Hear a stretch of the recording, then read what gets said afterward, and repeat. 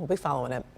Well, when someone has a stroke, evaluation and treatment is an emergency. Every passing moment could lead to more brain injury. But some advanced stroke treatments aren't available at every hospital, and in those cases, a person may need to be transferred. Dr. Frank McGeorge joins us now with some results of a new study that finds that these transfers are not happening as quickly as recommended. Exactly, Karen and Naman. You know, at Henry Ford Hospital, where I work, we have access to the most advanced stroke treatments available, and I am often on the receiving end of transfers for this advanced care.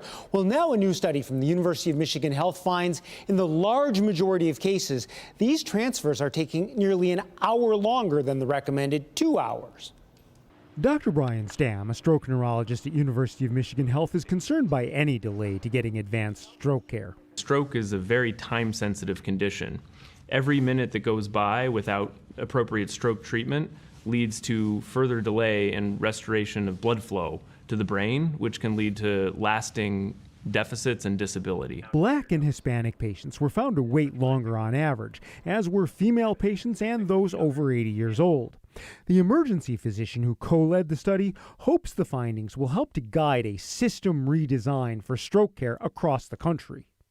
I really hope that this study sheds some light on a problem that a lot of community hospitals face, where they're not able to get patients transferred quickly for definitive care. And in the case of stroke, we have really effective therapies for stroke, and if there are delays in their transfer, these therapies are not available to all patients. Patients should be on the lookout for any concerning symptoms that begin suddenly, like vision changes, arm or leg weakness, speech difficulties, balance issues, or incoordination. If any of these symptoms happen to you or a loved one, you should call 911 immediately.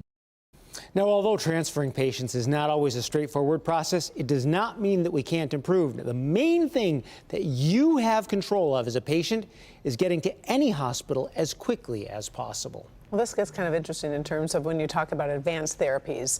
And is this more of, I don't know, a myth in terms of the clot-busting medicines and how that interacts and how that all pieces together? Yeah, so it's actually more than just the clot-busting medication. So the clot-busting medication, actually, that can be given up to about 4.5 hours after onset of symptoms. But we have much, much fancier treatments, particularly something called endovascular therapy. In that case, specialists basically use catheters and wires that are, in fact, snaked through a person's blood vessels to the clot in their brain, where it can be directly removed or dissolved. Wow. Very high tech. It can be done at a much later time, but it has to be done by a specialist in a specialist center.